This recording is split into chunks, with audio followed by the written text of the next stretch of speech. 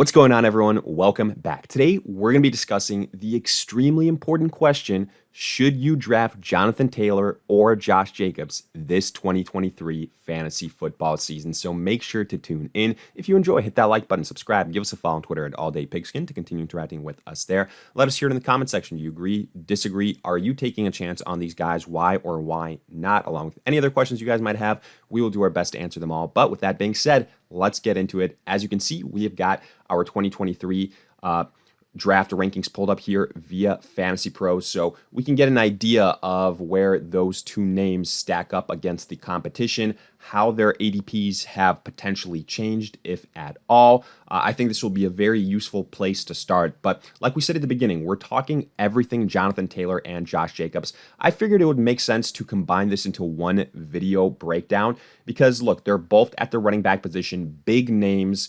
At one point in time, first round selections, guys that are top 10 running backs, and you would essentially be, investing high draft capital on them, but there are risks with them, and they are both because of contract negotiations. So let's immediately start with where these two guys are kind of ranked as of this point in time. So this is on a PPR basis. We got to scroll down a little bit here. And maybe a little bit more than you might have expected, because Jonathan Taylor finds himself as the running back 9 per consensus rankings on fantasypros, which take into account a lot of different platforms, a lot of different analysts out there, and kind of compile it that way. So he's ranked as the running back 9, 23rd overall, and then Josh Jacobs, the running back 10, 27th overall. So they're actually right next to each other, which I actually kind of agree in terms of where you should have them ranked. I think they should pretty much be neck and neck. But here is kind of my 2 cents on it. But first, we have to kind of back up a little bit, right? Because a month ago, 2 months ago, Jonathan Taylor and Josh Jacobs were first round selections. I mean, Jonathan Taylor definitely was. Josh Jacobs' worst case scenario, early second round selection. But as you can see, their ADPs here, they are dropping, and it's because of one reason. It is because of contract disputes. It's tough. That's the nature of the running back position. But these guys right now, they don't have long-term deals. With Jonathan Taylor, it's not even a situation of a franchise tag. It's a situation of him being on his rookie deal, feeling like he's underpaid, and then also, being a top 5 running back, per his opinion, in the NFL, and the offense kind of going through him. Whereas with Josh Jacobs, he doesn't want to play on the franchise tag. Now, I've said this before in previous mock drafts. If you had to, take my word for what happens, I think at the end of the day that both of these guys end up playing.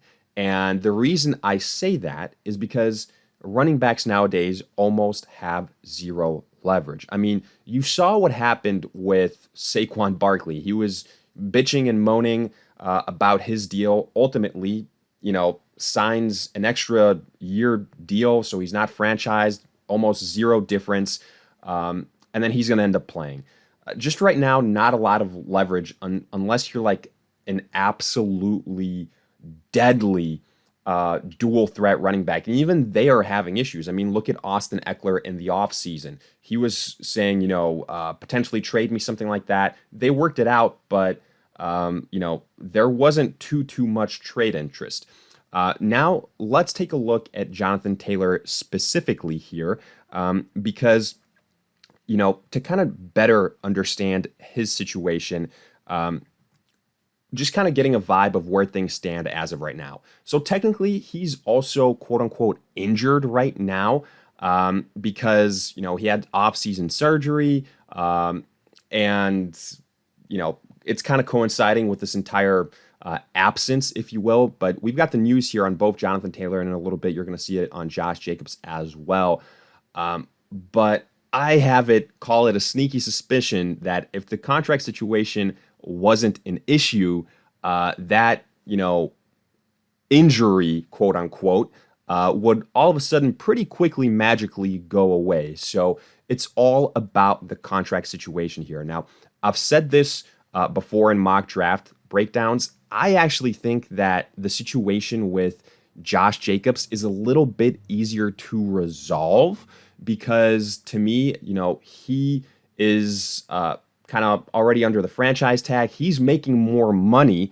It just, the long-term aspect of it. Whereas Jonathan Taylor, it's long-term aspect and he's not getting paid a lot. So I think it's easier to potentially figure out a situation with Josh Jacobs than Jonathan Taylor. And Jim Irsay, in terms of owners, you never know what he's going to do. Now, yes, you're going to see these headlines. Jonathan Taylor drawing trade interest. Josh Jacobs drawing trade interest. Teams like, the Chiefs, the Dolphins, Jets, whatever, et cetera, et cetera. But I don't really buy into that because these respective teams, the Colts and the Raiders, they're going to want high draft capital for both of these premier players in their eyes. But the NFL just isn't willing to pay a high draft capital for them, and their respective teams don't want to pay them either. So it's a situation of, well, what the hell do we do? And because of that, I think here, worst case scenario, either Jonathan Taylor or Josh Jacobs miss some time. But we've seen it with other players that hold out before. We've seen it with guys like Le'Veon Bell, guys like Melvin Gordon. They hold out for a little bit, but then they come back. And usually, afterwards they say, oh, I kind of regret holding out, things like that. It doesn't usually end up going too well for them.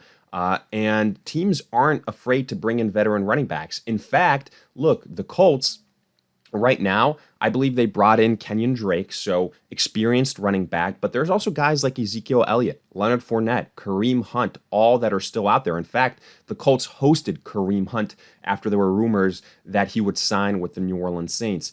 So these guys, I do think to some extent, are easily replaceable. And furthermore, another reason why, we're going to see them ultimately cave. I don't know if that's the best word, but that's kind of how I'm looking at it. Now, in terms of Josh Jacobs, franchise tag, absolutely bonkers year last year, broke out. But I will go on record to say that, he's been one of my guys that I think will regress this season. The reason I say that is, I think that we just haven't seen consistently this from Josh Jacobs. I think there's going to be touchdown regression. I think potentially there's going to be regression in terms of receptions, and all those things combined with the unhappiness that he has right now with this contract situation. It's kind of a recipe for disaster. So, with all these things, again, look, the news with him is he's threatening to hold out into the regular season. He's not reporting in a training camp, but the fact of the matter is, similar to Jonathan Taylor, I think that these guys are both going to, worst case scenario, miss 2-3 games. But if they sit out, and if they sit out a majority of the season, not only are they going to lose a lot of money, but they're going to lose eligibility in terms of, what they can do next year and how much leverage they have with their contract negotiations. Because if this season doesn't count into, a year for their contract served, they could either get franchised again in the case of Josh Jacobs, or, have to get another year of eligibility, which completely defeats the purpose of what they're trying to do here. And because of that situation, again, the NFL has got the running backs by the you-know-what. So it's only a matter of time before they end up playing. But a lot of people are worried. And, let's take a look at the rankings again here a little bit, because if you kind of think about it, they were ranked in the mid-20s. So that's, end of the second round, depending on the size of your leagues. Again, Jonathan Taylor, 23, Josh Jacobs, 27. And it's only a month before the season starts. The situation hasn't been resolved. So all of a sudden, the ADPs are dropping more and more, and there's more hesitation. And if these guys, previously you were drafting as your RB1s, now you're asking yourself the question, can I trust them? So, the ultimate question, do you take a chance on them? These are my thoughts at the end of the day. Would I draft Jonathan Taylor and or Josh Jacobs? Yes. Who do I prefer to draft? I prefer, from a talent perspective, Jonathan Taylor, without a doubt.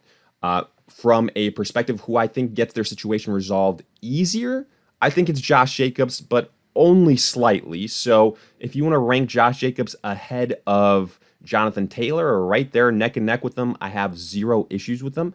And more importantly, though, can you rely on them as RB1s? I think yes, obviously, if they play the majority of the season.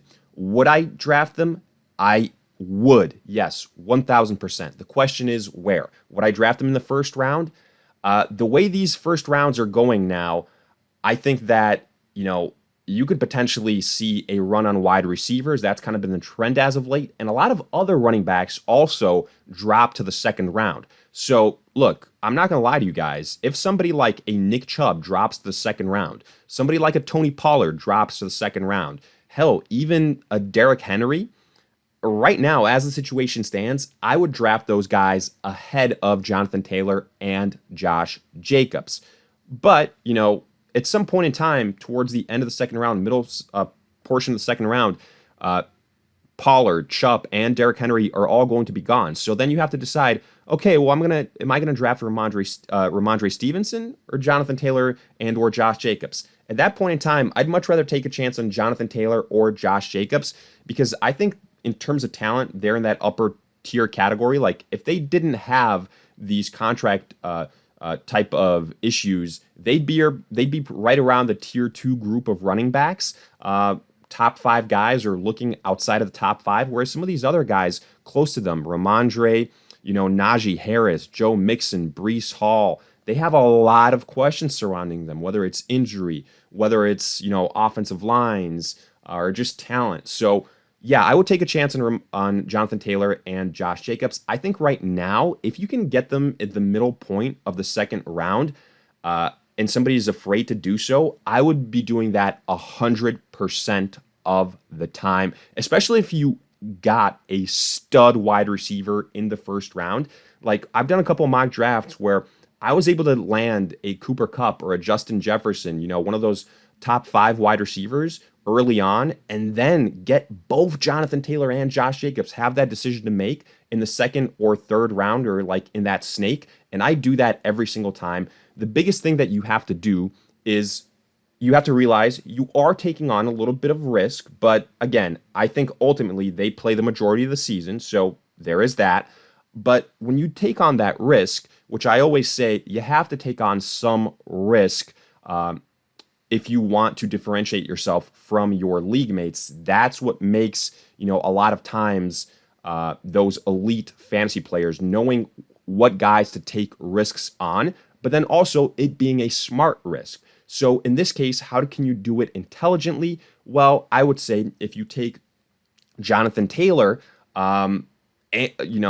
then loading up on a couple of other running backs like in the 4th, 5th round as an insurance policy, maybe getting the handcuff to a Jonathan Taylor and or Josh Jacobs. Now, if you go both Jonathan Taylor and Josh Jacobs on the same team, those cases are probably going to be fewer than just one of those guys. I prefer, if you're going to take a chance on them, take a chance only on one of them, right? Just kind of limits the amount of risk you're taking on. But in those scenarios, I target somebody like a James Conner, somebody like a Miles Sanders later on, and then take a chance on maybe a Samaje Perine, on a James Cook in the later rounds as well. In that way, you can potentially fill in those holes if they are holding out. And then once the middle point of the season comes, then you should be fine. So at the end of the day, I am drafting these guys. I urge you, if you want to differentiate yourself, I think this is a smart risk to take on. Draft them at cost. So if you can get them in the middle or end of the second round, especially if you've loaded up on a difference maker, a wide receiver, something like that, I think you go ahead and do it. Just do it the smart way, like we mentioned, getting potential handcuffs, investing in another high-end running back like in the 5th, 6th round with high upside, Connor, Miles Sanders as examples. And then you should be okay. And when the time comes, you're going to have a major advantage at that position. That's how, runs to the championship are made. So I fully endorse this. Let me know your thoughts in the comment section. Do you agree, disagree, along with any other questions you guys might have? We'll do our best to answer them all. If you enjoyed, hit that like button, subscribe, give us a follow on Twitter at AllDayPigskin. But in the meantime, we'll see you guys in future videos.